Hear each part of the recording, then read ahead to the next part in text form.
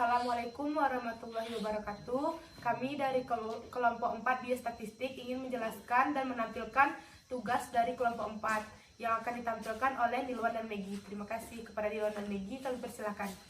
Baiklah, kami di sini akan menjelaskan tentang data tunggal. Begini caranya. Ini merupakan tampilan awal dari SPSS. Kemudian kita ambil variable view. Kita bikin di sini data genap. Yang kedua, data ganjil. Untuk desimalnya kita ubah menjadi 0.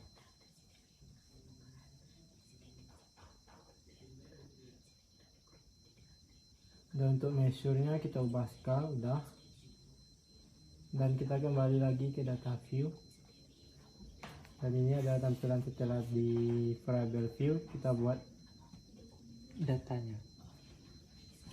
pertama ada 2, 2, 4, 9, 11, 13, 16. Itu data genapnya. Kemudian data ganjilnya 21, 22, 17, 18,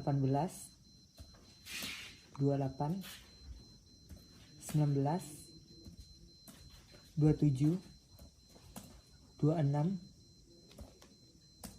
25, 22, dan 24. Itu datanya. dan setelah itu kita ambil analyze. Kita ambil deskriptif statistik, ambil frekuensi, kita pindahkan keduanya ke variabel.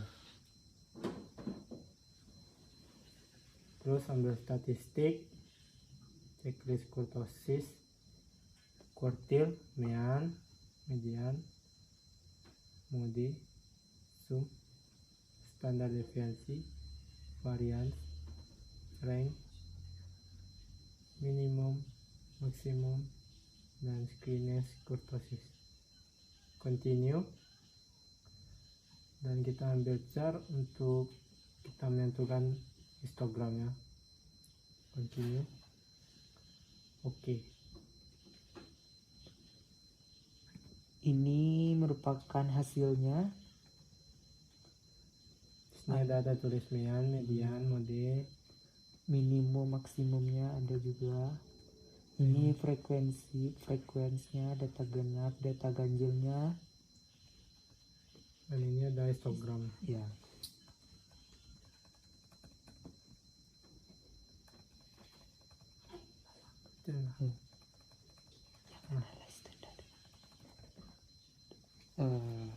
Makin apa?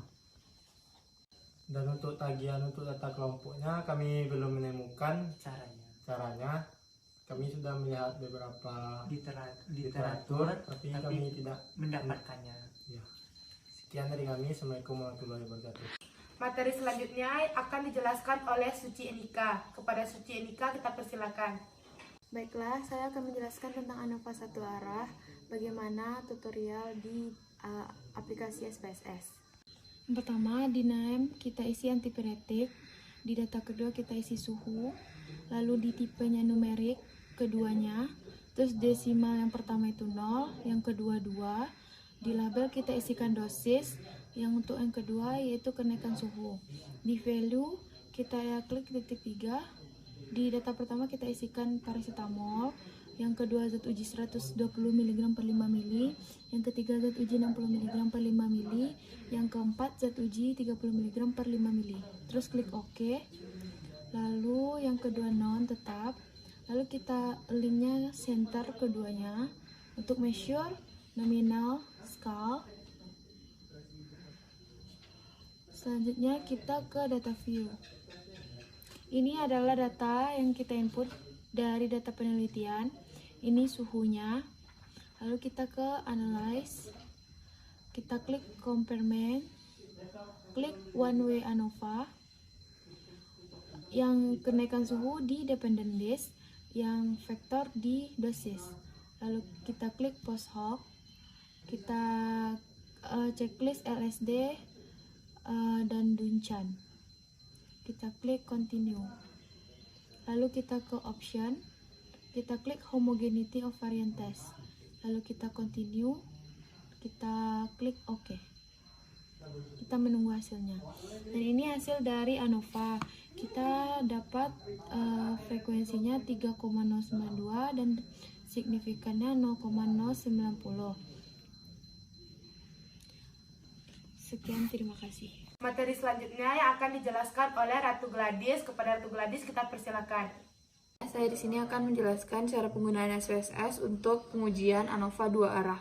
Yang pertama kita lakukan adalah masukkan genre, desimal kita jadikan menjadi 0, label menjadi genre, dan value-nya kita isi. Yang pertama itu 1 pria dan 2 wanita. Lalu untuk like-nya kita ganti menjadi center, dan measure-nya kita ganti menjadi nominal. Yang kedua pendidikan kita labeli menjadi pendidikan, terus value-nya kita tambahkan. Yang pertama 1 SLTP, 2 SLTA, dan 3 TP. Selanjutnya untuk kolom tetap 8, like-nya jadikan center, dan juga measure-nya tetap nominal. Yang ketiga ujian labelnya tetap ujian, value-nya tidak dibuat di sini, like-nya dirubah menjadi center, dan measure-nya tetap skull. Terus kita kembali ke data view, lalu kita masukkan semua data yang ada sampai data ini sampai 36. Yang pertama kita gunakan adalah analyze. Setelah analyze, pencet klik general linear model, terus unvariate. Maka akan muncul gambar seperti ini. Lalu masukkan ujian ke dependent dan general beserta pendidikan dimasukkan ke fixed factor. Lalu pencet plot dan keluar tampilan seperti ini. Gender kita pindahkan ke horizontal, pendidikan kita pindah ke separate. Lalu kita add dan keluar plot seperti ini. Selanjutnya itu continue. Setelah continue, kita lanjut ke post hoc. Post hoc kita pindahkan pendidikan ke post hoc, lalu pilih Turkey. Setelah pilih Turkey lanjut lagi continue. Selanjutnya kita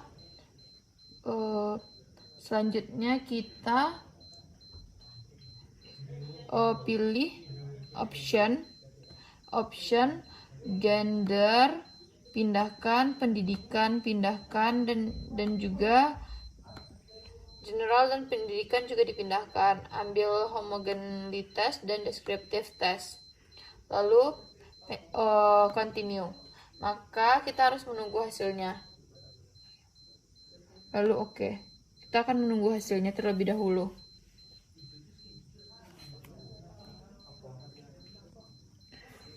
Untuk hasilnya, kita di sini dapat melihat ada statistik deskriptif, dan yang paling penting di sini adalah dalam uji ANOVA adalah yang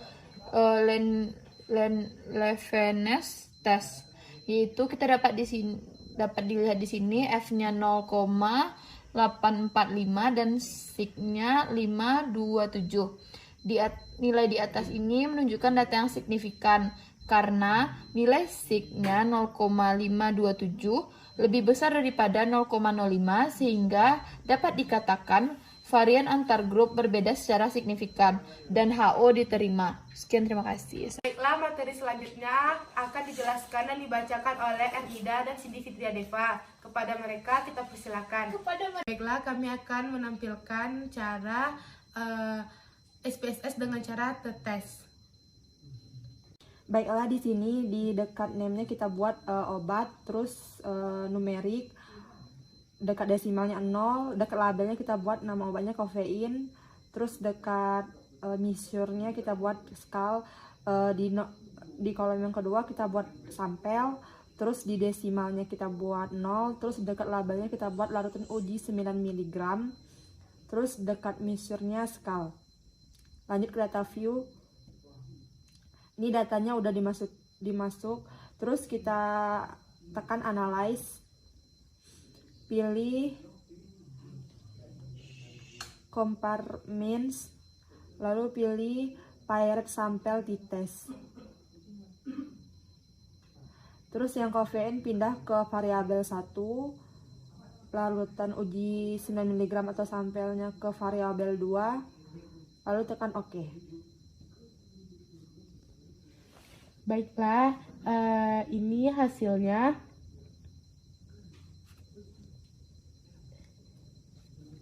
Bisa teman-teman lihat hasilnya. Ini meannya, ini standard deviationnya, ini meannya, ini lowernya, ini uppernya, ini signifikannya. Bisa teman-teman cocokkan dengan buku-buku teman masing-masing. Sekianlah tampilan dari kami. Terima kasih. Baiklah, materi selanjutnya akan dijelaskan dan dibacakan oleh Latifah Hafizoh. Kepada Latifah kami persilakan. Terima kasih saya ucapkan kepada Cindy Fitria Deva, dan saya akan melanjutkan tentang presentasi pembacaan signifikan pada tabel tersebut.